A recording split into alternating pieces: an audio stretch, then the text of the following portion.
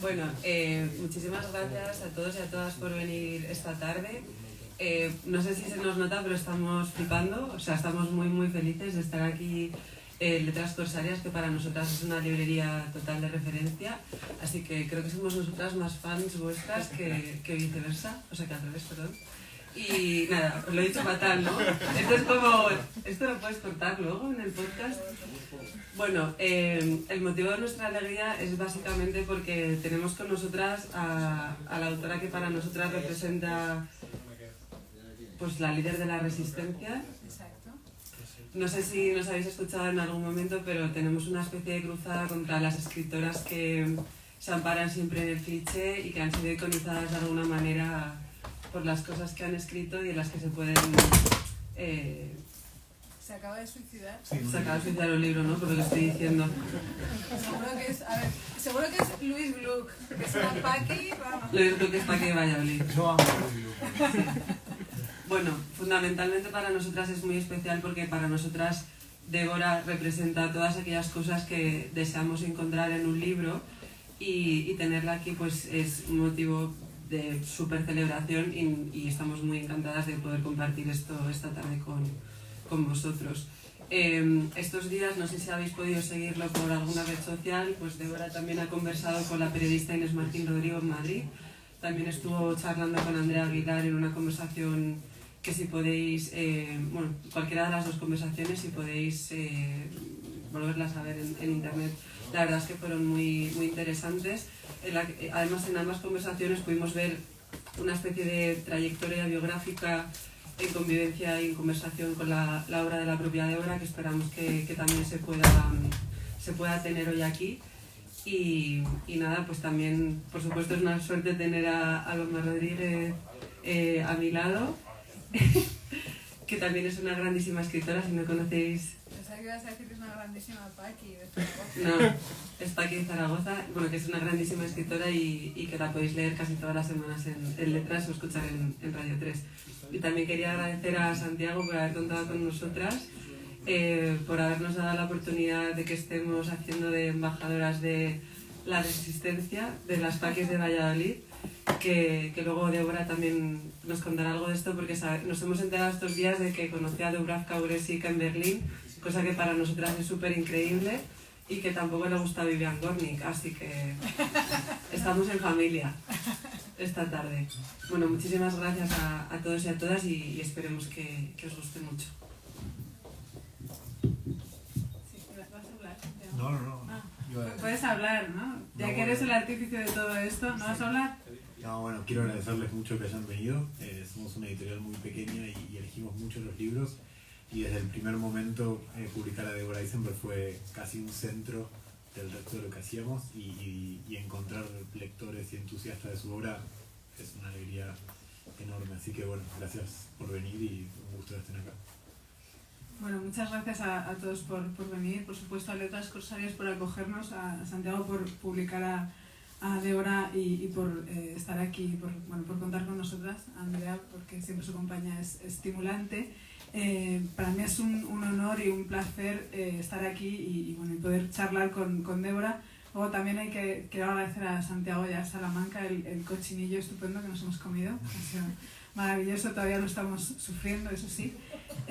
Antes de empezar, os voy a contar una anécdota que, bueno, yo tengo 3 hijos y por circunstancias que no vienen al caso, pues ahora estamos fuera de casa, entonces los libros todavía están más a mano de lo habitual, ¿no? Entonces de pronto, me los cogen y tal, entonces de pronto abrieron este libro, que es el segundo que publicaron en España de Deborah Eisenberg, justo por la página 44, y entonces cayeron de pronto en la palabra pene. Es una cosa muy rara porque en los libros de Deborah Eisenberg hay muy poco sexo en realidad, siempre está como en elisión, como muy bonito, cuando aparece tal, pero justo aquí hay un pene y no es sexual además. Entonces, de pronto, durante mucho tiempo, este libro, que encima se llama La venganza de los dinosaurios, y hay un pene, con lo cual la imaginación se dispara muchísimo. Era como, mamá, léenos el cuento y ahora la frase del pene. Entonces, durante muchas noches mis hijos se han estado acostando con esta frase que os voy a leer. Dice, ¿te parece que un artista es alguien alto, atractivo, con camiseta, con una botella en una mano y un pincel en la otra, que tiene $500.000 en acciones y un coche como un pene gigante y brillante? Sorry, Deborah. Bueno, yo, como muchos de... Aunque en realidad Deborah Eisenberg estaba traducida al español, el libro este de El ocaso de los superhéroes en 2006, pero pues bueno, yo creo que pasó en España un poco inadvertido, no se le hizo los lectores no le hicimos el caso que deberíamos haberle hecho, y está muy bien que la vida tenga idas y venidas, ¿no? Y esta segunda oportunidad que nos ha dado Chai de descubrir a Deborah Eisenberg. Primero llegaron este libro de relatos, que es una especie como de selección que hizo además Federico Falco, y después, claro, no iban a llamarlo Relatos 2, entonces eligieron La venganza de los dinosaurios, que si yo no hubiera, digamos, si no lo hubiera descubierto con relatos, este libro lo habría leído seguro, porque, en fin, me encanta todo lo que tenga un dinosaurio, yo voy a él. Y ahora, pues acaba de llegar Taj Mahal, yo todavía tengo la edición argentina, la española es igual pero rosa, ¿no? Y bueno, una de las cosas que llama la atención de los cuentos de Deborah es que, bueno, son cuentos en los que aparentemente no hay conflicto, ¿no? Parece como que son como que está cortado, ¿no? Como hay un principio que no está muy claro y un final que tampoco es necesariamente el final que una persona que estamos acostumbrados a ver en los cuentos, ¿no? Y eso me gusta mucho. Son como un poco, yo lo pensaba, es como si entraras a ver la película cuando ya está empezada, ¿no? Y eso me gusta mucho. Y luego me gusta mucho que siempre hay como una reflexión sobre el tiempo, y me gusta mucho que siempre se fija en las relaciones personales, ¿no? Supongo que muchos pues ya aquí la habéis leído, y además pues hemos leído las entrevistas que le han ido haciendo, etcétera, etcétera, pero bueno, aún así yo lo siento por ti, Débora, porque esta es el tercer digamos, momento en el que te vamos a preguntar por lo mismo, lo siento, pero te voy a pedir que nos cuentes otra vez, bueno, a nosotros por primera vez, cómo llegas tú a la escritura, porque es como tardío, ¿no? El momento.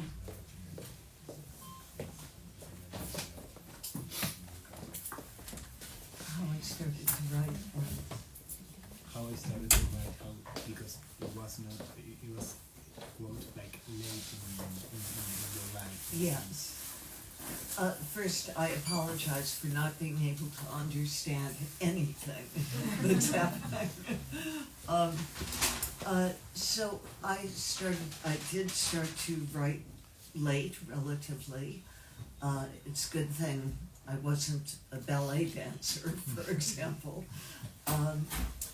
And I started to write because I stopped smoking.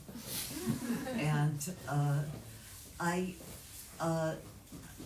let me see if I can add something new or different to this response to this question. No, I can't. So I was a very, very heavy smoker. I loved smoking, and I also was determined in my life not to do anything productive or prestigious or much of anything. I really came from a generation that was, I was true to my generation in that sense, that we were really, on the whole, disgusted by the materialism, commercialism, and conventionality of those who preceded us, and we're looking for other ways to live like human beings. And Deborah dice que efectivamente ella empezó a escribir tarde, lo que fuerte no decidió dedicarse tarde, porque a los 30 años lo que sucede es que ella era una fumadora y una fumadora empedernida además, una fumadora fanática de fumar.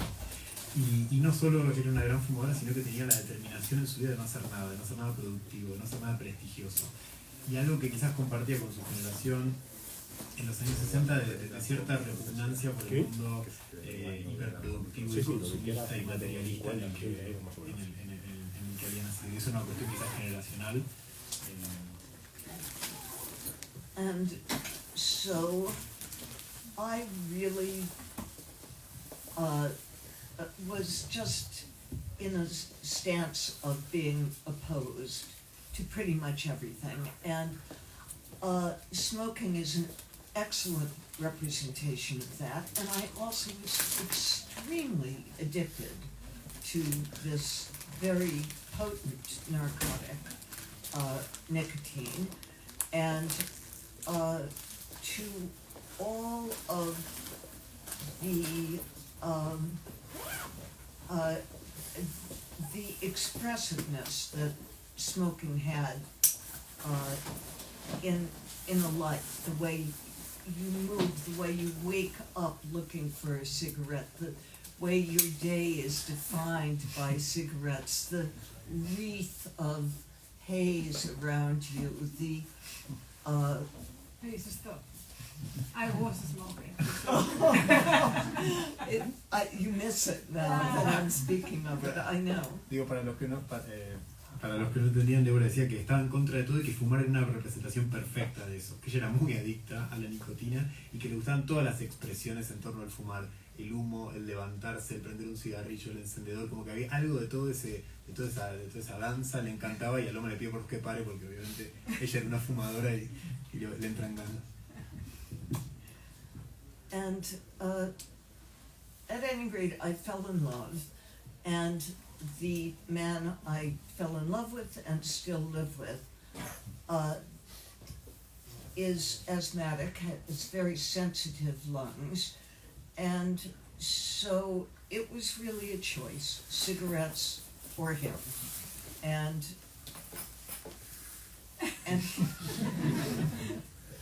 so I did stop smoking, and I had to completely reassemble myself, redefine myself. I had built myself on smoke and sedative, the sedative of nicotine. So it was a new day for me. What was I going to do? Entonces lo que cuenta Deborah es que lo que pasó es que se enamoró de un hombre con el que con quien siguen estando juntos después de más de 40 o 50 años, pero la cuestión era que era asmático y tenía una enorme sensibilidad al cigarrillo, entonces tuvo que elegir, hizo una pausa, pero bueno, eligió a su pareja y dejó de fumar, y dejar de fumar para ella también fue trajo la necesidad de reinventarse, porque el cigarrillo era algo central en su vida y en su posición en torno a la vida. Entonces ahí está la cuestión. And what I wanted to do was nothing, as I've indicated. But I believe that I always in my life, I had a very, very strong impulse to try to understand things through words, to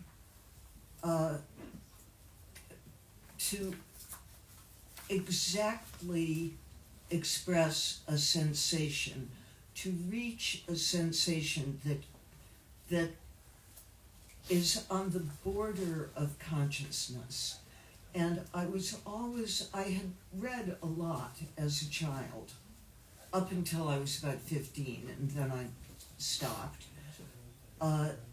But always I had always been thrilled by coming across something that seemed absolutely inexpressible put into words. And so at any rate, this wonderful person for whom I stopped smoking said, all right, now it's time. You cannot fight against writing any longer. You must at least try to write. Here's a notebook, here's a pen, and I did try, and of course I couldn't do it because it's impossible. It's absolutely impossible.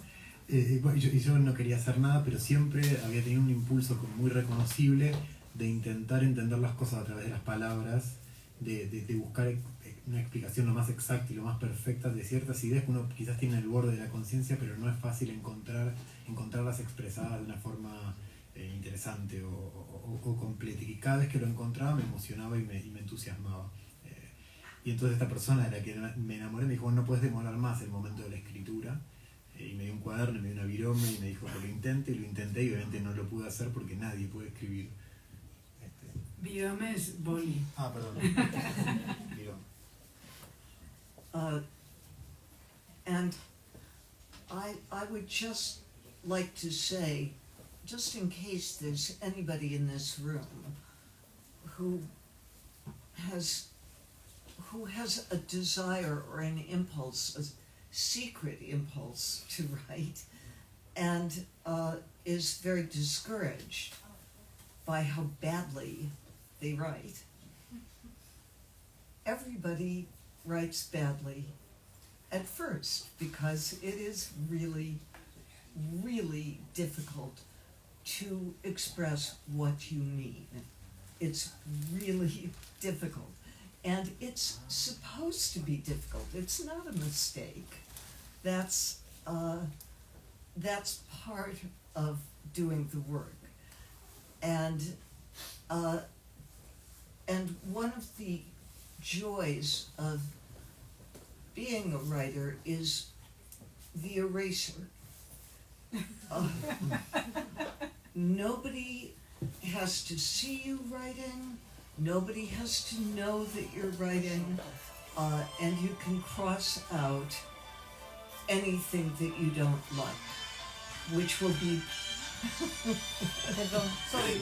No, it's okay. Is it possible just... Sorry for it. I didn't know that it was... But almost anything you do, almost anything you write, beyond a grocery list, maybe including a grocery list, will require a lot of revision. And that's just the way it works. And that's, to me, the pleasure of making something better, a little better, a little better. This comma makes it better, crossing out this word makes it better.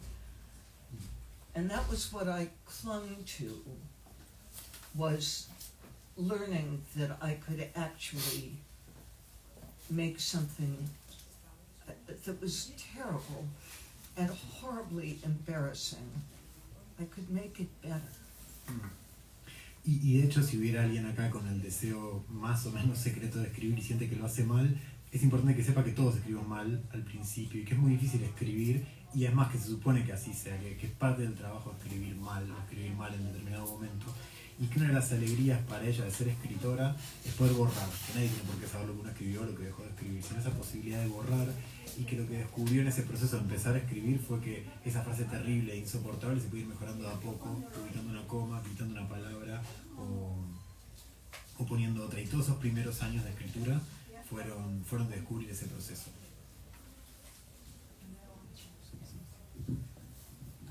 Bueno, Deborah ha comentado esa cosa que ella pretende captar en sus textos, más subliminal, más que tiene que ver con el ambiente o con la atmósfera de lo que uno está sintiendo o lo que varias personas pueden estar sintiendo en un momento, sobre todo en las relaciones personales, ¿no? Que es lo que comentaba Loma. Y en relación a esto decía una cosa muy bonita ayer, que era que los cuentos, las emociones transcurren de manera vertical y que sin embargo las novelas lo hacen de manera horizontal. Entonces a mí me gustaría, nos gustaría que Deborah nos contase un poquito sobre su taller como escritora, sobre aquellas cosas que para ella le parecen fundamentales para escribir y todas aquellas que descarta.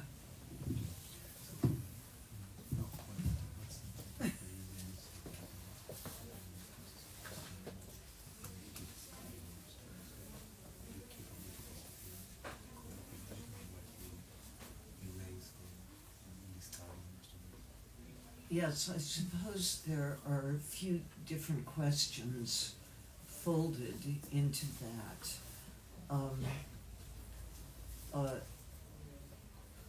I mean, obviously, I discard the extraneous because I'm trying to do things in as compressed and potent a way as I can. But maybe the question is about what draws me to a certain subject, and that of course is very hard to pin down exactly. Somebody once said that writing is my way of thinking, and I think that that's true, that I don't contrive a narrative. My interest is not in telling a linear story. I mean, I do end up, I think, with linear stories, but I'm interested in something that is hidden by the story. The narrative is a kind of scaffolding, or architecture in which my actual concerns are expressed. That's very abstract. I don't know if you can make sense of that.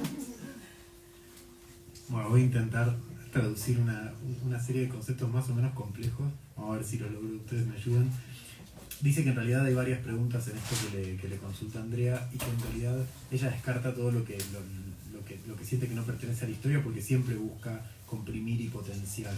Pero que quizás la pregunta es qué la lleva a ciertos temas y no a otros, y dice que eso quizás no es fácil de decir o de entender o de explicitar. Pero que alguien dijo una vez sobre su escritura que escribir en Deborah Eisenberg es su modo de pensar, y que ella está de acuerdo con eso. Que ella no busca en sus cuentos narrar en el sentido de una narración, no le interesa la historia lineal, pero le interesa así lo que está escondido adentro, y cree que la narración que usa es más bien una arquitectura o una estructura en la cual esconde o incluye sus preocupaciones o sus temas. ¿Cómo lo vieron? Sí. Yo leía también que tú decías, Deborah, que eras muy mala observadora. ¿No? Esta cosa que a veces se dice los escritores que observan la realidad y tal, y lo que yo pensaba después de leer eso y volver a tus cuentos, es que en realidad tus cuentos eres como una exploradora. Vas investigando, no sabes bien qué estás buscando, y claro, entonces la sensación cuando los leemos es que estamos como explorando contigo, ¿no? Explorando a veces como cosas que uno mismo, o sea, que el personaje a lo mejor no sabe que está buscando, pero la sensación es como que estás en una búsqueda.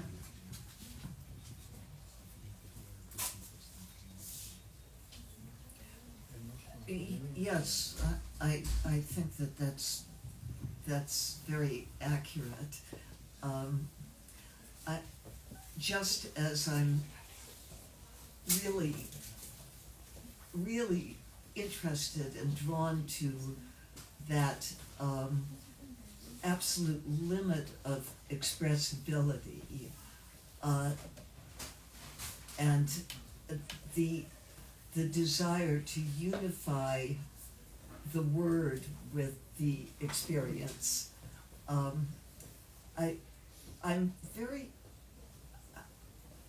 I find very thrilling the weirdness of life, its mysteriousness, even in the most banal acts and just the everyday living of it. We have certain conventions, many conventions, and that's what growing up is learning to see things in conventionalized ways, so that you can get from one day to the next or 1 hour to the next.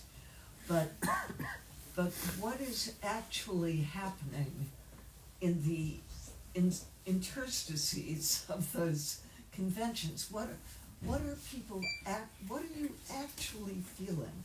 What are you actually experiencing? What is this very strange activity of being alive as a human being? Sí, dice que cree que es muy cierto esto que le plantea a Loma, y dice que así como está interesada en ese límite de lo expresable y tiene ese deseo de unir la palabra con la experiencia, le fascina toda la extrañeza en la vida, incluso la que ocurre en el día a día. Y es obvio, digo, que tenemos una serie de convenciones que nos permiten avanzar, estar de acuerdo con ciertas cosas, pero cree que en los intersticios de esas convenciones, que sí, que nos permiten vivir y atravesar cada hora, se esconde un montón de preguntas interesantes. ¿Qué es lo que realmente estamos viviendo? ¿Qué es lo que realmente estamos sintiendo y experimentando? Y que quizás esa es la pregunta o el centro de los cuentos a los que va, ¿no? En el más allá de lo que todos damos por sentado para vivir. Oh, I want to say something else about that. I think that's what is so thrilling about reading something that's really good, that you love and you find very exciting, is the feeling of, oh yes, that's what life is like. I really never noticed that before, but that's exactly what life feels like. And that is at least one of the pleasures of reading something that... Sí, y Deborah agregaba que incluso hay una experiencia, tiene que ver con la escritura, pero también con la lectura, que es cuando uno está leyendo y de repente encuentra algo que efectivamente lo fascina y dice, bueno, claro, es que eso es la vida. Eso quizás no es la vida que vivimos en el día a día, sino lo que uno descubre en una lectura, y que es uno de los grandes placeres de la lectura, descubrir algo dicho de un modo que te hace pensar, tanto en tu propia vida como en tu propia experiencia, cosas que no habías registrado. Otro de los temas que para mí son centrales en los cuentos de Deborah Eisenberg es la idea de la identidad, ¿no? Cómo nos construimos a nosotros mismos, un poco que en realidad es falso, ¿no? O sea, es una construcción. Y eso se ve mucho en que a veces los personajes... yo decía que a veces los personajes de Deborah Eisenberg es como, o sea, sus cuentos tienen la sensación de que se despiertan como de una siesta en este momento de que no sabes dónde estás, qué te pasa. Entonces todo eso pues se ve pues con el paso del tiempo, que ellos, como que esos personajes necesitan el paso del tiempo para ver como la distancia que hay entre sus expectativas de vida y lo que luego ha sido su vida. Bueno, esto no hace falta ver otra vez, porque decir, lo que quiero que nos cuente ella es pues eso, cómo para ella, o sea, si para ella, o sea, si ella piensa sobre cómo construimos nuestra identidad.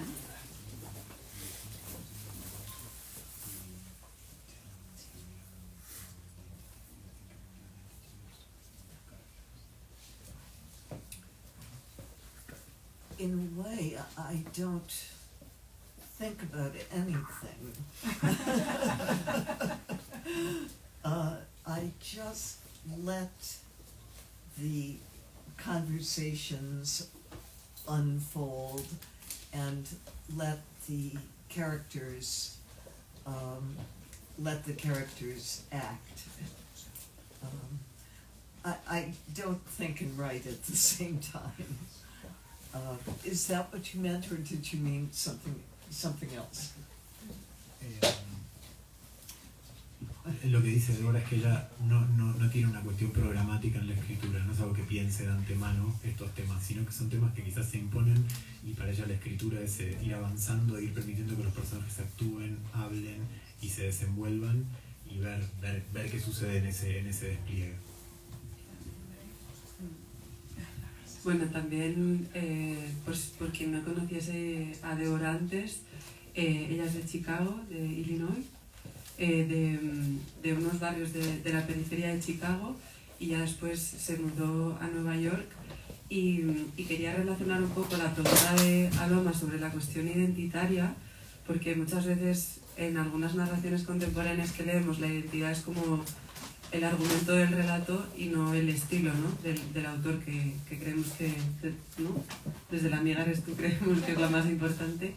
Entonces quería preguntarle a Deborah si la transición entre haberse criado en Chicago y después trasladarse a Nueva York, si a nivel identidad le ha supuesto algo o ha interferido en su escritura, o si ha supuesto algo, o sea, tanto a nivel biográfico como a nivel obra.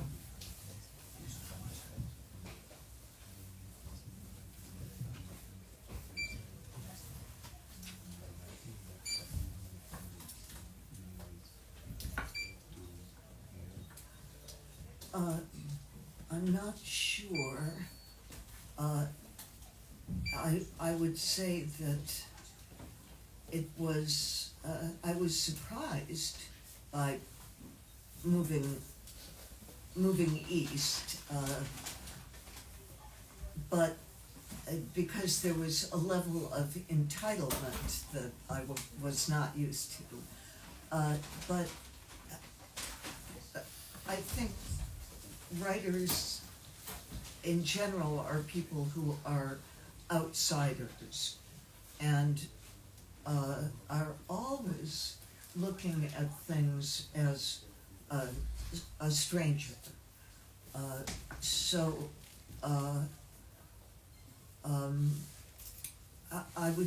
I would say that I manifest that in my own way of writing, but that's something that is pretty much common to all fiction writers certainly, maybe all poets,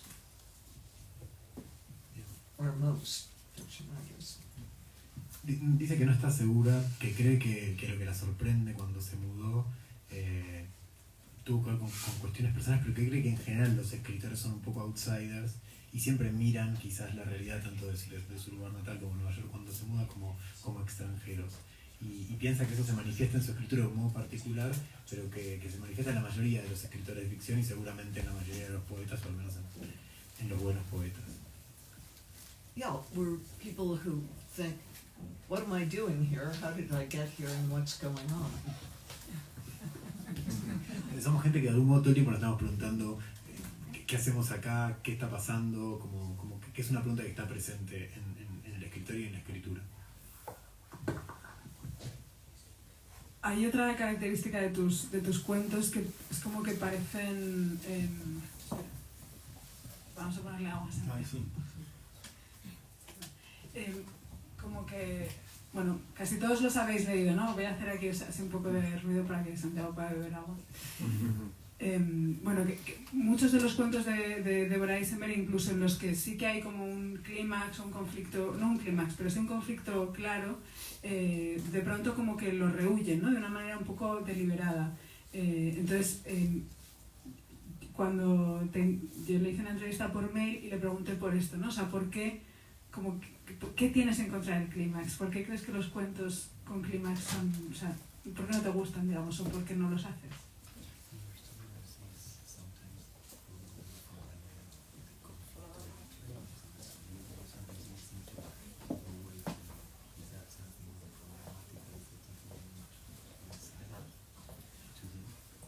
No, it isn't a decision at all, but I distrust conventional forms of the story. I don't see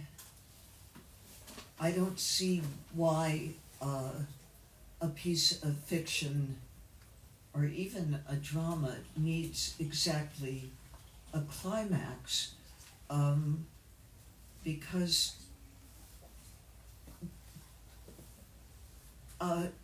there's always I think that tends to be a very conventionalized way of understanding human relations that isn't very true to human relationships. And actually, all the time, there are very subtle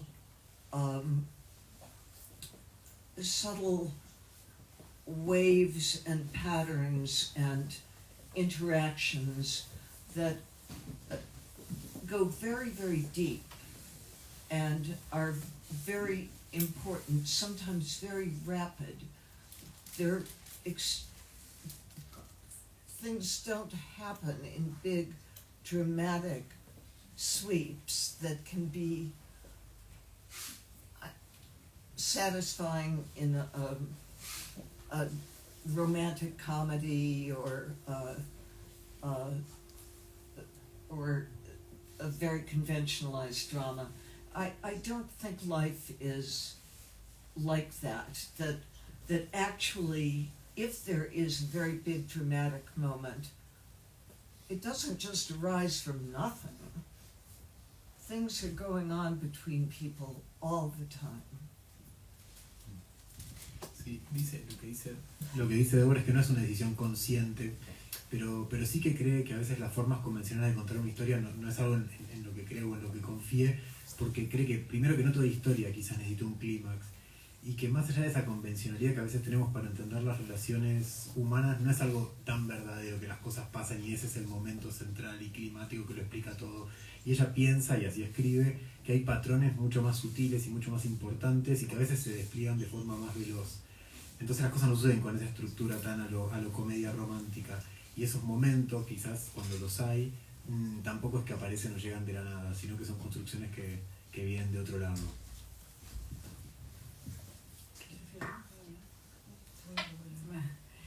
Sí, no, pensando en, bueno, que ella dice siempre que hasta que no se sienta a escribir como que no piensa nada, ¿no? Pero sí que yo veo que hay algunos temas como que van apareciendo, ¿no? Por ejemplo, y me preguntaba como, pues, digamos, si su experiencia vital nutre de alguna manera sus cuentos, ¿no? Y como empieza a escribir un poco tarde, yo creo que eso se nota sobre todo en la madurez de los relatos. Tengo como varias curiosidades. Bueno, sí, va a ver. Por ejemplo, hay como en Taj Mahal hay varios cuentos en los que ella se interesa bastante por el lenguaje.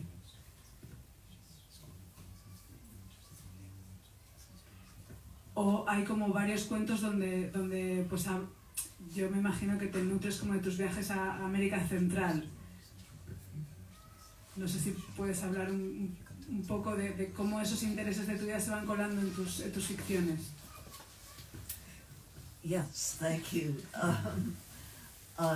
Well, first of all, when I say that I don't think and write, that's true for many, many drafts of a piece. But towards the end, I have to think quite hard about what it is that I'm really doing. What is it that I actually mean? What is it that I actually want to convey? What is the spine of this?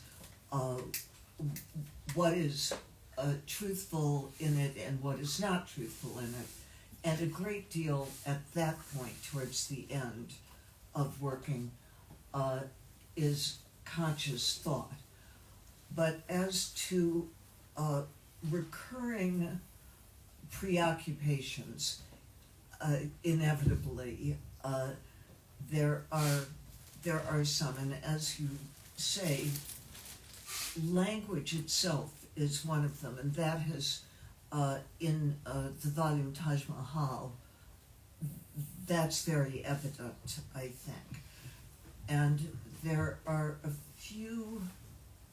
a couple of other volumes of my stories in which my preoccupation with the oddness of being an American citizen, that is, a citizen of the United States, is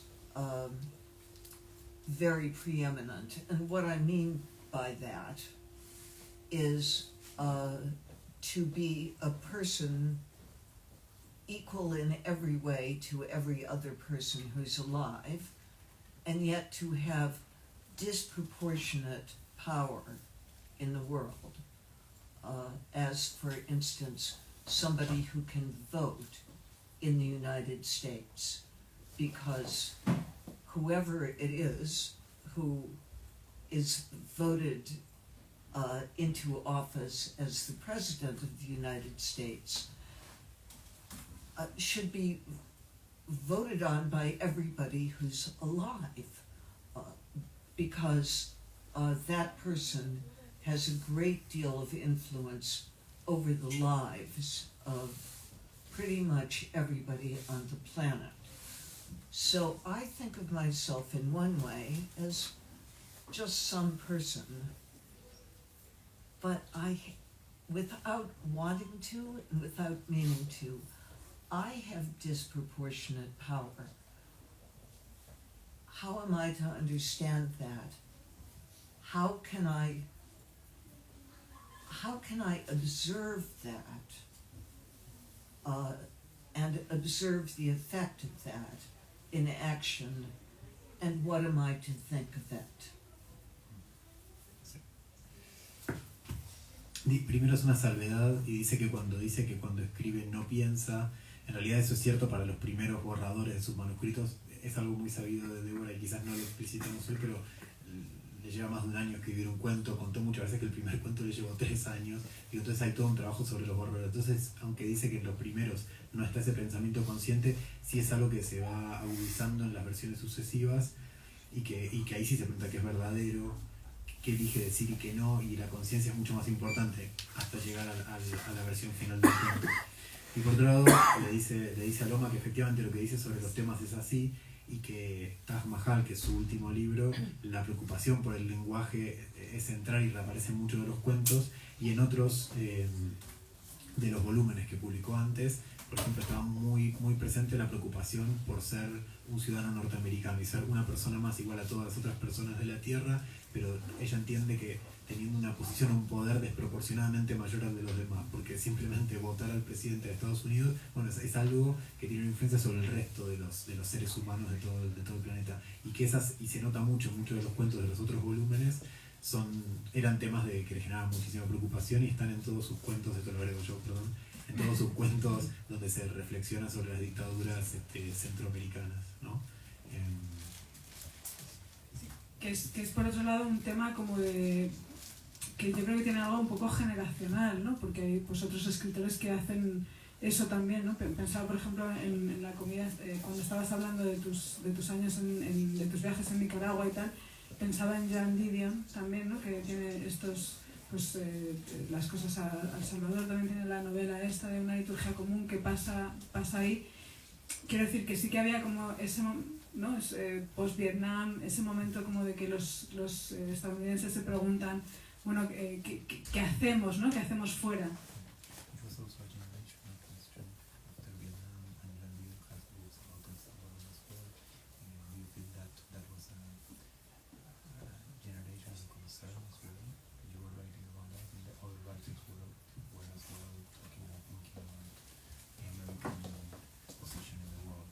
Oh, yes, inevitably, because,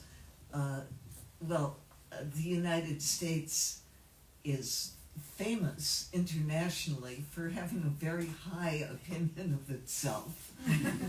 And I think for my generation, which was the generation that came of age during the Vietnam War, the shock of finding that actually maybe we didn't deserve that high opinion of ourselves was very destabilizing. And of course, the history of the United States it's not unlike the history of other countries, but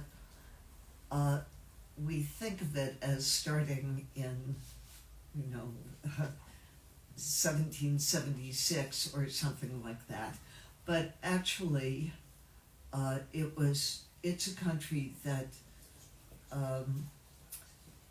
that developed itself through the murder of the indigenous people, and enriched itself through slavery. So my generation, because of the Vietnam War, I think became much more conscious of our history. The generation of our parents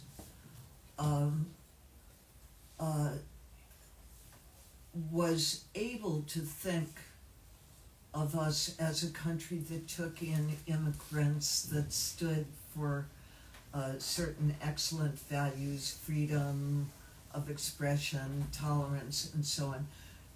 That was always sort of a myth, but it was a useful myth in many ways. Dice que inevitablemente porque Estados Unidos siempre fue famoso por tener una gran opinión de sí mismo, y que la generación de Vietnam quizás estuvo atravesada por la pregunta de si merecía esa opinión, y que cuestionar esos valores, esa narrativa central fue muy desestabilizador para ellos.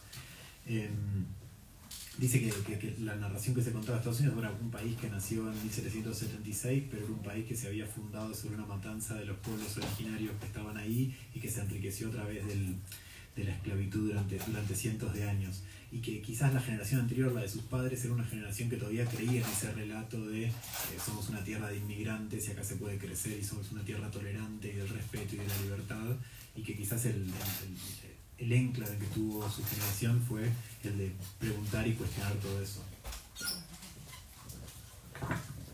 Bueno, precisamente en uno de los cuentos que componen Taj Mahal, la capacidad de combinar, creo que se llama, de hecho conviven dos ilustres, Noam Chomsky y Trump, en dos citas, ¿no?, que ella integra.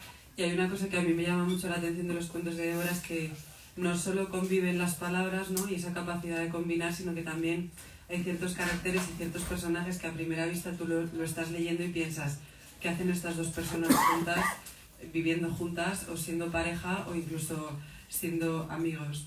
Entonces, a mí me gustaría preguntarle a Deborah cómo llega a esas combinaciones tan extrañas, pero que narrativamente resultan tan potentes, ¿no? Porque tienen mucho de lo que hablar. O sea, cómo ella trata la convivencia como tema en sus relatos.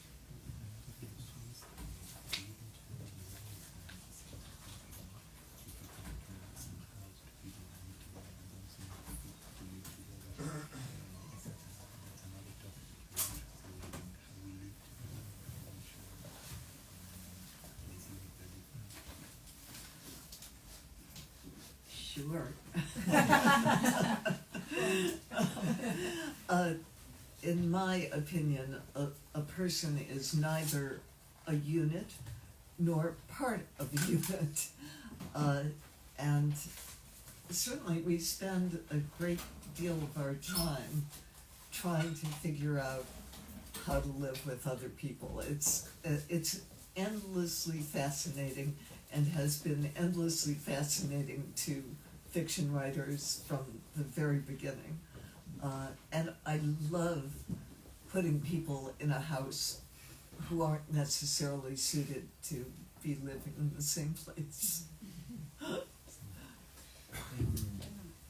dice que, y esto se nota en un montón de sus cuentos, en los 3 volúmenes, me parece a mí lo que preguntaba Andrea, y dice que ella no cree en principio que las personas sean una unidad, ni que 2 personas formen una unidad armónica. Eso es algo que considera para empezar.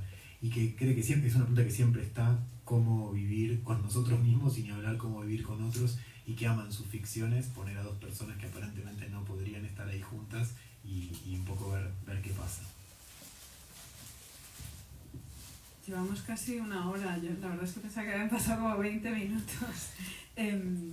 Bueno, ya me voy a ir desordenando todo. Esta casi es una pregunta para Santiago más que para Deborah, pero ¿por qué este libro que se llama en inglés Your Duck is My Duck lo habéis llamado Taj Mahal? Si es así, ¿por qué? Y luego, Deborah, how do you feel about that? Fine. I feel fine. Me parece que, y esto es una cuestión más editorial, y sí la hablamos con Deborah antes de hacerlo, es toda una pregunta como editores: cómo se presenta un libro y cómo se presenta un autor. Para mí es una pregunta que yo me hago en cada libro que publicamos. Your Duck is My Duck, en inglés y con ciertos apodos a Donald Trump, tenía quizás una serie de connotaciones que no estaban tan evidentes y tan claras en la traducción. Y Tu pato es mi pato parecía más una broma, y una autora que la presentamos por primera vez me parecía que podía no tener la misma potencia. Taj Mahal fue el primero que publicasteis allí. Taj Mahal fue el primer libro que publicamos de ella, y tuvimos un momento en que queríamos encunarla como la genia absoluta que es, y decidimos ponerle relatos a un libro porque es un libro clásico y espectacular, y después descubrimos que Relatos 2 era un título horripilante para ponerle un libro, entonces quedamos a mitad de camino.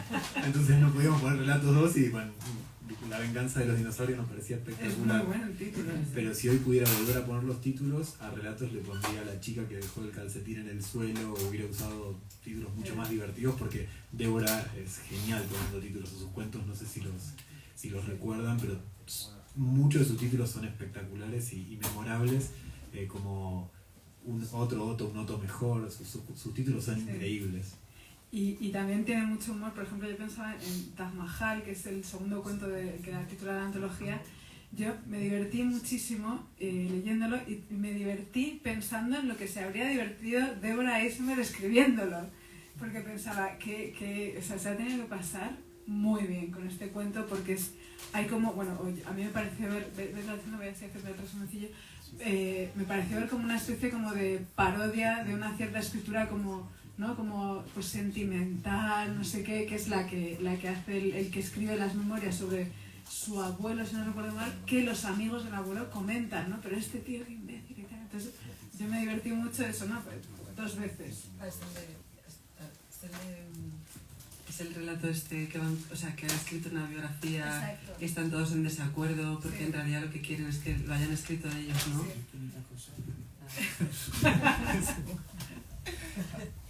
No, pero es el resumen, ella ya lo Okay. No, but perhaps it would be interesting, because Aloma was saying how much fun it is to read and think about the process of writing, if it's at some point a funny exercise. So if you enjoy it in the sense of the humor as well.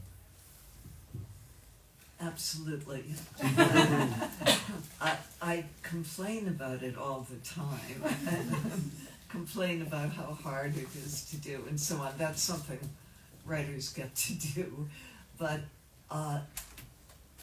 actually, I do it for the fun. That sometimes when something begins to work, and when the people begin to live, and when the thing becomes real, then it is so much fun. It's still very slow, but yes, and I enjoyed. That story has a lot of actors in it. I know a lot of actors, and I like actors very much, and it was fun for me to invent these actors, and you know, a lot of people think actors aren't very intelligent, but good actors are extremely intelligent, and they have to be. You can't act well unless you're very intelligent. So my actors, I think, are quite intelligent, and I had a lot of fun having them converse. Sí, ahora traduzco, pero bueno, la pareja de Deborah es un actor muy genial que es Wally Young, y hablando con Deborah en estos días, ella también es guionista y fue guionista de películas, entonces tiene como una familiaridad con el mundo de los actores. El cuento del que hablaba Aloma y Andrea es un cuento sobre un grupo de actores, para quienes no lo leyeron, se juntan, actores viejos se juntan para quejarse sobre una biografía que escribió un personaje, aireando los secretos de todos ellos, los amantes, las mentiras, los novios. Entonces se juntan a quejarse de que este chico haya escrito una biografía que los injuria. Es el nieto de alguien que conocían, y de repente empieza a sacar los trapos sucios de todos, y es muy divertido, porque es una conversación donde cada uno de esos personajes está muy vivo y es muy vivido. Y Deborah decía que ella tiene esta cosa de quejarse de la escritura, que es uno de los privilegios de ser escritores, poder quejarse de lo que uno hace y de la propia escritura, pero que hay algo muy divertido cuando las cosas empiezan a funcionar, cuando los personajes empiezan a vivir y a hacerse verdaderos y a tener conversaciones verdaderas, y que justamente quizás por conocer el mundo de los actores y de la actuación, darle vida a estos personajes fue particularmente disfrutable. Y dijo algo que por ahí es polémico, pero que es que uno piensa que ya los actores son tontos, pero no, que ella conoce muchos actores y que hay que ser muy inteligente para poder ocupar esos lugares, y que cree, y ese es uno de los disfrutes de este cuento, que es un cuento sobre personajes inteligentes y que piensan cosas, y cada uno tiene su mundo particular. In fact, I think that in this story the actors are smarter than the writer. Oh, definitely. Not yes. you, No. but the writer in Definitely. the story. Bueno, si alguno de vosotros quiere hacer alguna pregunta, ¿no? O podemos abrir turno, y si no, nosotros podemos hacer alguna pregunta más. No sé si tenemos como una especie de hora de salida o... ¿No? Vale. Pues entonces animaos a preguntar.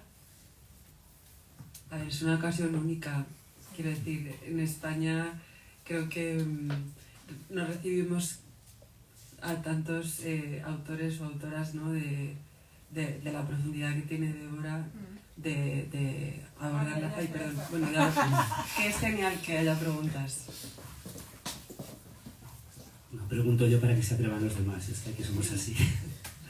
I can say this in English, sorry. Empezaste a escribir ya a una edad en la que uno no espera que se tenga una vocación de escritor.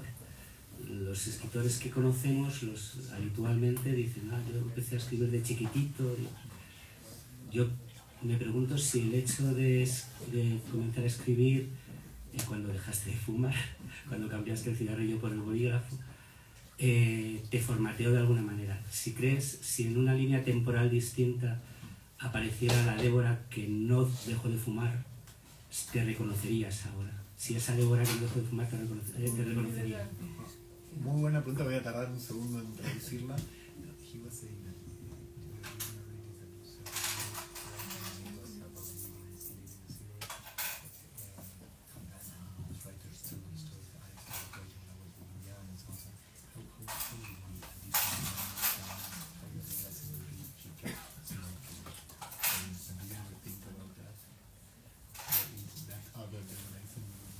The never stop smoking. Yes, I do think about that. And I would not be writing, and I would not be doing anything, because I think really I'm very bad at doing just about everything, and if I weren't writing, honestly, I've done other things, of course, to make a living. I've waited on tables, I've done secretarial work, I've been a cashier, that sort of thing. But, and that's what I would be doing very unhappily if I were still smoking. Dice que piensa mucho en ese mundo alternativo que vos planteás, donde no dejaba el cigarrillo por otra cosa, y piensa que en ese mundo no haría nada, que hace mal casi todo, que no es escribir, y que en su vida hizo otros trabajos, ella que fue oficinista, que fue secretaria, que fue moza, que fue cajera, y piensa que si no hubiera dado ese movimiento que vos volvías a traer, haría eso mismo de modo muy infeliz y muy mal. No sé si alguien tiene alguna pregunta más. Aprovechar, Sí, si no, mientras tanto, Deborah, tell us about Dubravka Ugresik. Oh, well, I really don't have anything to tell. That's not true. Well, Tell me about yes. But it was a secret. Yes, I think I'll well, I don't know how she would feel about this. But I met her many years ago in Berlin when she'd just come over, and we didn't know each other, but she gave me and my boyfriend a chocolate Croatian passport, which is still in our refrigerator. And I treasure it, obviously. No sé si leyeron a Dubravka, si lo leyeron, y Deborah dice que en realidad su única anécdota es muy particular porque la conoció en Berlín cuando ella se va o logra irse, y que Dubravka le regala a ella y a su pareja un pasaporte croata de chocolate, eso fue en los años 80, bueno, que sigue en su heladera. No está segura qué pensaría Dubravka de ese regalo que permanece ahí, pero bueno, que sepa que está en la heladera de Deborah. Bueno, quiero preguntarte, I would like to ask you if you think that Vivian Gornick now in New York, it's like Greta Garbo? Like Greta Garbo? Yeah. O sea, en el sentido She de, would like. en el sentido de que si se hace la escurridiza para que no la vea nadie, Ah. o si ella está feliz de ser tan conocida ahora. No sé cómo preguntar. I say, Andrea was asking about since you're a New Yorker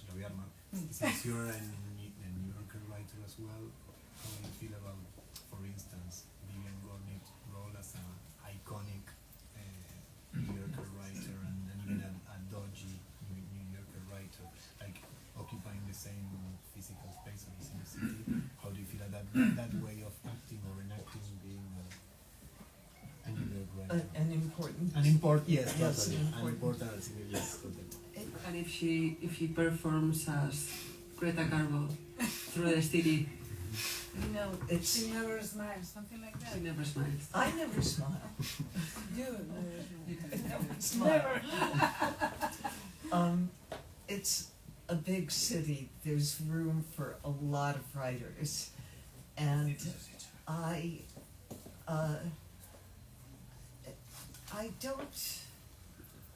don't participate in a kind of literary world.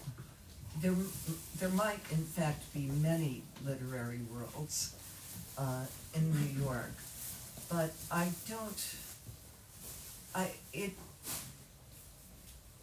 One can get very distracted by questions of success and prestige and popularity and so on.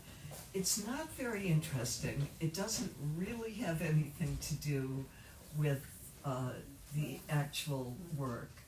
And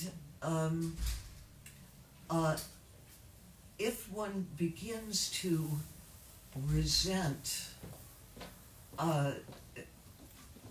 other writers, for example, that you can just spend your life resenting the success of other people, and I don't.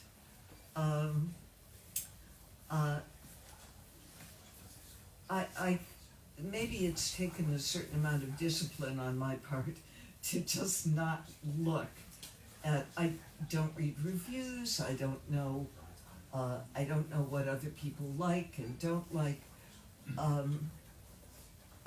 But I think to begrudge, as I'm telling everybody now, I'm reading a collection of Flaubert's letters, beautifully translated, and the letters are great, but he spends a tremendous amount of energy trying not to think about how much better he is than other writers and how much he could resent the success of mediocre writers. And it's really very funny because he keeps saying what I just said, that it's a waste of time, but you know that he's thinking about it all the time. Oh, es espectacular esa respuesta. Perdón, lo anticipo, como anticipo la genialidad de una respuesta que todavía no traduzco y voy a traducir mal. Perdón, pero en inglés fue excelente. Dice que en realidad en una gran ciudad como Nueva York hay muchos escritores y dice que ella no participa del mundo literario y que además seguramente como en todas las ciudades va a haber muchos mundos literarios. Y piensa que el prestigio y la popularidad te pueden distraer, tanto el propio como el ajeno. Dice que no le interesa para nada y que no tiene nada que ver con la escritura en particular. Y que si uno empieza a resentir o envidiar a los demás, se puede pasar la vida haciendo eso, que es una ocupación que se te puede llevar la vida. Y aunque quizás requirió o requiere disciplina, ella no mira las reseñas, no se fija en qué le gusta o le disgusta a la gente. Y Débora, que nos lo viene contando hace unos días, está leyendo las cartas de Flaubert, dice que además, en una gran traducción al inglés, dice que además de ser muy genial y muy hermosa la prosa, se ve que Flaubert tenía estas mismas preocupaciones, ¿no? Dice que se nota que hace un gran esfuerzo por no preocuparse de escritores que escriben mucho peor que él y que tienen mucho menos talento que él, pero que están mucho más celebrados. Y que es interesante ver que uno de los mejores escritores que existió, hacía también un gran esfuerzo para no perderse en las rencillas o las pequeñeces, ¿no? ¿Alguien tiene alguna pregunta más? Me gusta, me encanta. Pero como... Perdón, me encanta. Hola, buenas tardes. Mira, normalmente los escritores que empezáis a escribir ya a una cierta edad, es verdad que arrastráis un bagaje cultural en cuanto a lecturas muy importante.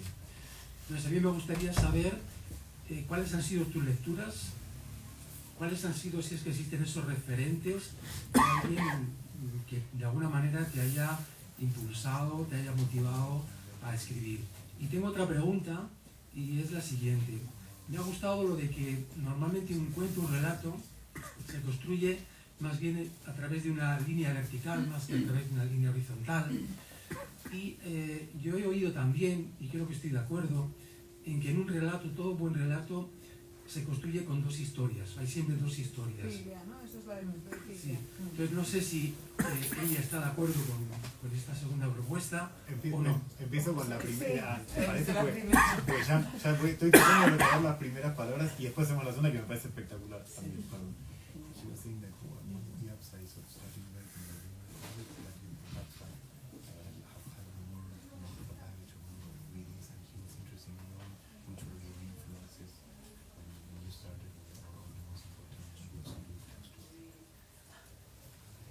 Perdón. Es toda mi incapacidad.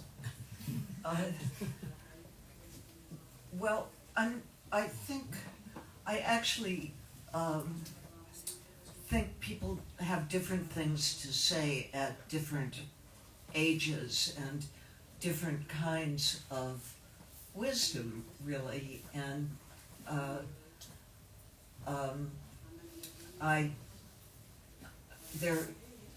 there are writers who start very young who are just excellent. So I'm not sure it's an advantage in that way in general to start late, although I don't think I could have started any earlier. I don't think, for many, many reasons, I don't think I could have started earlier. But as to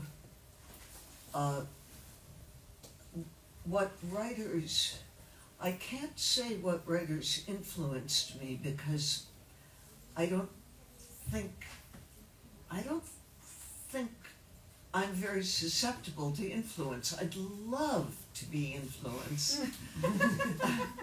And some of the writers that I would love to be influenced by, the writers that, among writers whom I admire very, very much, like everybody else, Chekhov, Tolstoy, it's the same list as everybody else's. John Cheever, gorgeous prose style and weird, marvelous writer. Kafka, absolute favorite. Isaac Babel, great writer. But something that I read very early in my life and probably did have a very potent effect on my ear were the stories of Catherine Mansfield. I read them long before I could understand them, and I read them over and over and over from childhood on. So that beautiful sound lives in my ear, though I can't say if it's actually had any influence on me. Turgenev, the short novels of Turgenev, phenomenal. I'll stop there with that list.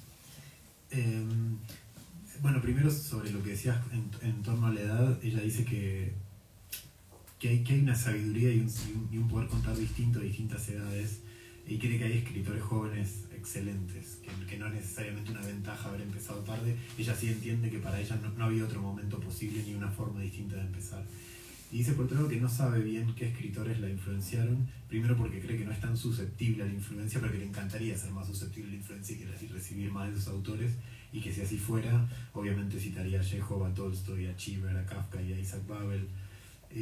Pero sí piensa quizás que una influencia quizás más a nivel inconsciente fueron los cuentos de Catherine Mansfield, que empezó a leer de muy joven, y cuenta que los leía y los releía, incluso cuando no entendía de qué se trataban o qué estaban tratando de decirle, que algo en el oído se le metió en relación a Catherine Mansfield. Y al final mencionaba también las novelas cortas de Turbunia.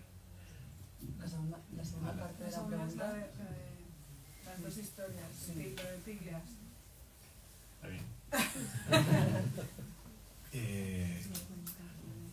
El cuento tiene dos tramas o dos subtramas, y ¿cómo lo preguntarías? No, en realidad hay una teoría que dice que todo relato no es, y efectivamente va un poco en la línea de que no es una línea, para la redundancia, vertical, sino más horizontal, sino más bien vertical, en la que realmente se descubren muchas cosas. Es decir, yo creo que en una línea vertical caben efectivamente dos historias, más que en una línea horizontal, en la que prácticamente cabe solamente una. Entonces, según esa teoría, debe existir una doble, es decir, una cosa, digamos, la trama, la historia, más o menos, que pueda llevar, pero paralelamente existe otra historia, que es la que de alguna manera el lector tiene que descubrir, que no siempre descubre, y que a veces te deja un poco como diciendo a dónde quiere llegar, ¿no? Se trata un poco sobre todo de descubrir cuál es esa segunda historia, y el buen relato debería tenerla. Bien. No, pues estoy de acuerdo con todo. Pero déjamelo pensar.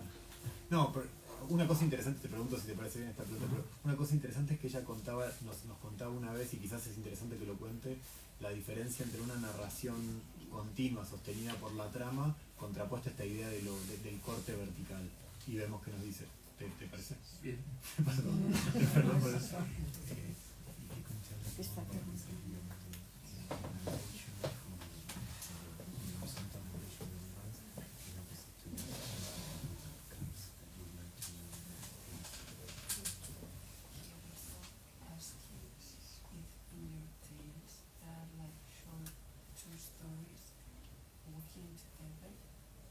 and what relation has this been with the thing that Santiago tried to do? You mean the layer? Yeah. Yeah. Yes, I think, sure, I love, if, one of the reasons that I envy music as a form is counterpoint, that you can have, of course, the action of the line, but when you have two lines working at once, you've got two kinds of relationships and two kinds of actions. Does that make sense? Mm. Yes. Sí. Bueno, primero sí, y es una pregunta quizás formal y que a ella le interesa, por ejemplo, cómo opera en otras formas artísticas, como en la música, la idea de una línea y una segunda línea que pone en tensión la primera, como en la teoría del cuento, ese segundo conflicto o esa segunda tensión que resignifica quizás el primero, sea teoría del iceberg, o sea lo que dice Piglia, y que ella lo encuentra particularmente fascinante en el mundo musical. Una línea y otra línea que resignifican los movimientos mutuos.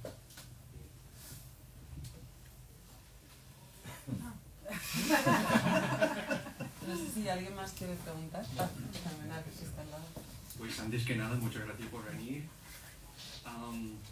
My question is a little similar to his. Bueno, no sé si mejor en Dale, en inglés, Sí, sí, en inglés, así, Santiago. But thank you very much for coming. It means a lot to us. I had a question about how you handle the complexity of your stories. You've made a lot of metaphors about scaffolding and structure at the same time as you've said that you don't like to think a lot. But something I noticed about your stories is there's always so many little planets in the solar system.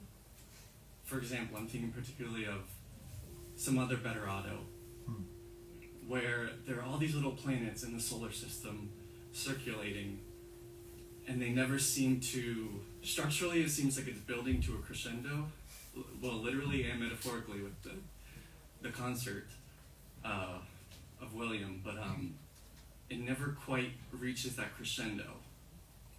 And I was just wondering how you say you don't think while you write, but how you handle that complexity, because there's so many different characters and little plot lines. If you just kind of have it in your head, or if you make graphs or charts, or Right. you know what I'm saying? Because sometimes it's hard for me. I'll read a story of yours, but if someone were to ask me what it's about, it's very hard to, there's this little part, and it's hard to figure out how they come together. So I'm wondering, from your point of view, if it's tougher to read, or how you handle that complexity. Muy buena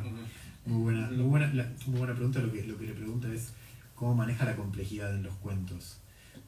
Porque a veces usa la figura de como si hubiera muchos planetas girando en torno a un sistema solar, y le pregunta por un cuento en particular como ejemplo, que es un otro mejor, donde pareciera que todo el tiempo, además de que uno de los personajes centrales es un músico, fuera un texto que va hacia un creyendo y cuyo clímax nunca termina de llegar.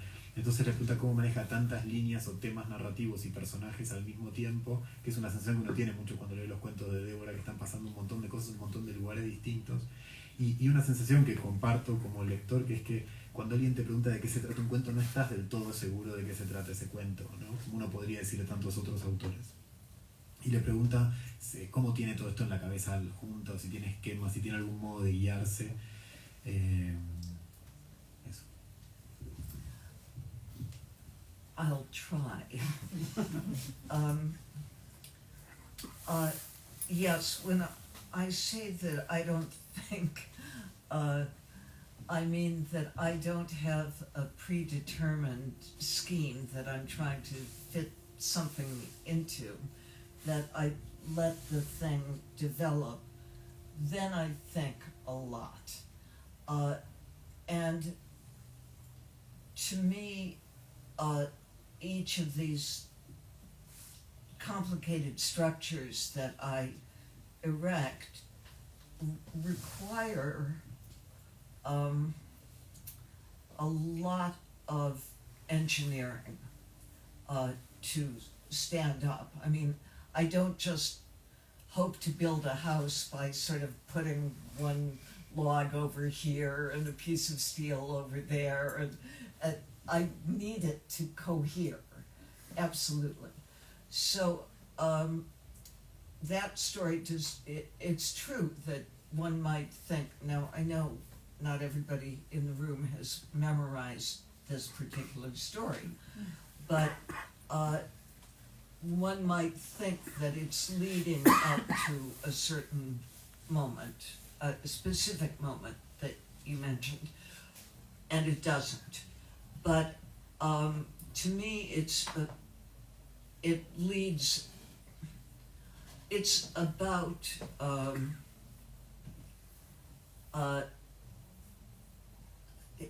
well, what I want to convey is the feeling of a certain kind of grief and dealing with that grief.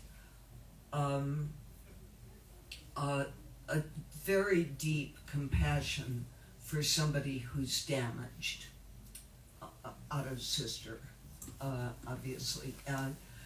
And so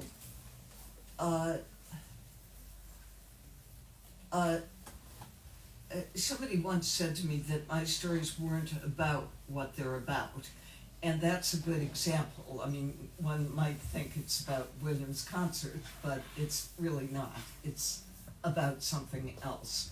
And it is about something, again, that I want to get to some very, very almost palpable experience that cannot be expressed in any other way. I don't want to make a perfect arc. I want to convey a very deep experience, and I want to convey it so that it's painful. I'm not sure if that in any way addressed your Yo creo que sí. Y esto quizás responda algo de la pregunta anterior con el ejemplo de este cuento puntual, porque dice que va a tratar de responder esta pregunta. Dice que cuando dice que no piensa es que no tiene un esquema predeterminado, pero que después piensa y piensa mucho, y que para estas estructuras complejas que son sus cuentos requiere como mucha ingeniería. No es que las arma al azar con una pieza por acá y otra a ver qué sale, para nada.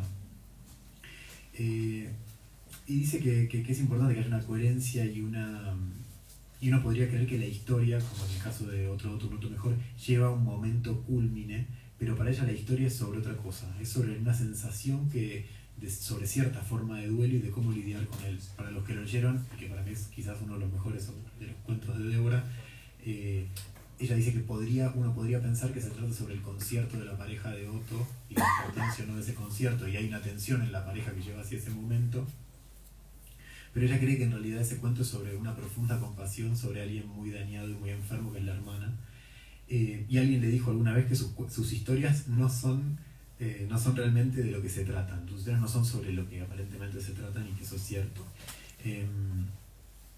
Y que de nuevo lo que ella trata de enganchar en este cuento es una experiencia que no se podría contar de otro modo, no se podría contar de forma directa y explícita, y que lo quiere contar porque lo es de una forma dolorosa. Entonces la trama del concierto, que pareciera ser lo que lo mantiene, no es el centro o el centro que a ella le interesa o piensa, lo que quiere que transmita ese cuento. No sé si alguien tiene otra pregunta.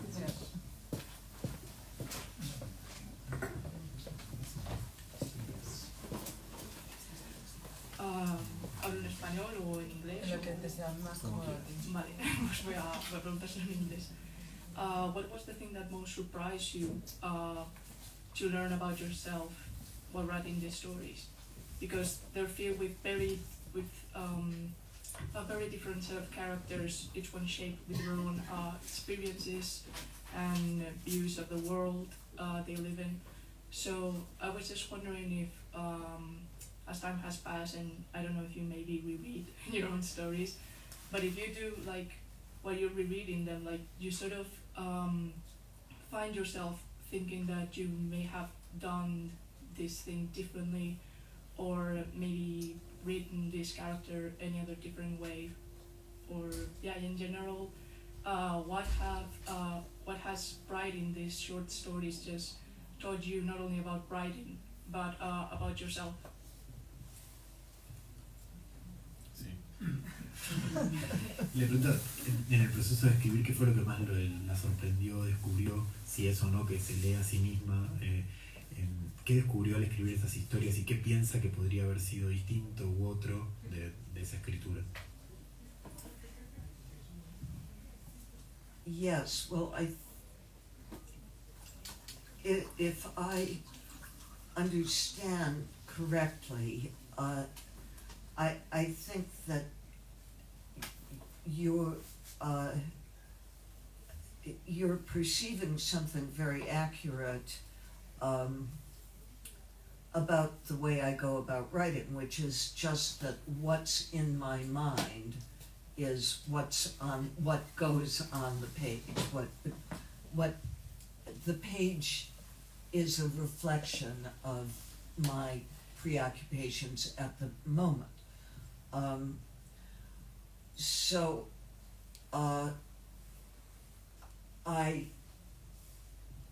In the process, ultimately, of refining the story, and it does take me a very long time, I do learn at least what it is that I'm interested in about that story. I don't reread my work unless there's some urgent reason to, if I have to read something out loud, but I don't reread what I've written, and everything is, once it's finished, it's rather closed to me. I've had the experience, and it has become part of me. It's in the past. The story is a reflection of it. It's a portrait of it, as if it were a painting. But then it's set and no longer available to me. Does that make some kind of sense? Yeah, it does. Okay. Thank you.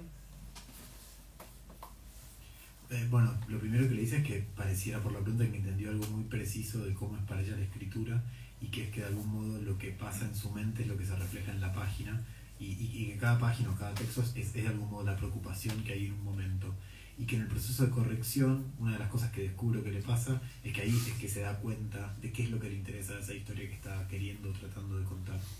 Dice que tampoco se relee habitualmente, salvo por algún evento, porque necesita algo puntual, y que una vez que termina esa historia, que muchas veces lleva un año, algo se cierra, que tuvo esa experiencia, es parte de ella misma, lo retrató y eso es lo que queda en el cuento, pero es algo que queda, como si fuera un retrato, como si fuera una pieza, no es algo a lo que vuelve.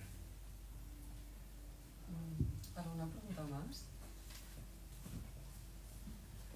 Bueno, creo que ha sido increíble. Para mí han pasado 5 minutos, supongo que para todos también. Muchísimas gracias por venir, muchísimas gracias a Letras Corsarias, muchísimas gracias a Santiago y a Deborah por habernos regalado esta tarde tan estupenda, y ojalá hubiese gente que transformase tan fácil el tiempo, ¿no? La rapidez y la velocidad. Muchas gracias. Gracias.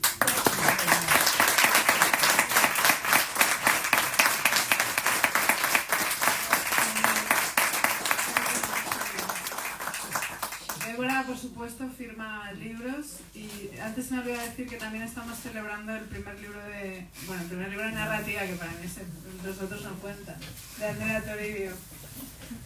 Bueno, Deborah firma libros.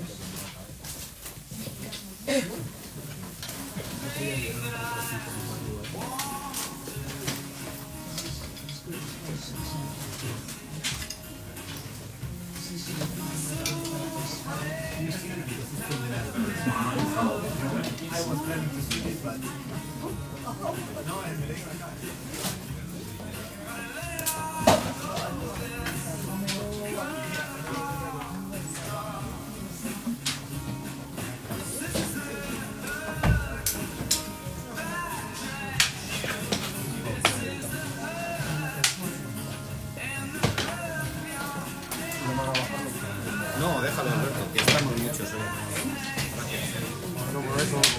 Nos vamos a tirar un ratito. ¿Qué andas fastidiando? Sí, he tenido... Tuve de lunes a miércoles tuve de fiebre y luego, bueno, tenía un poco de tos y...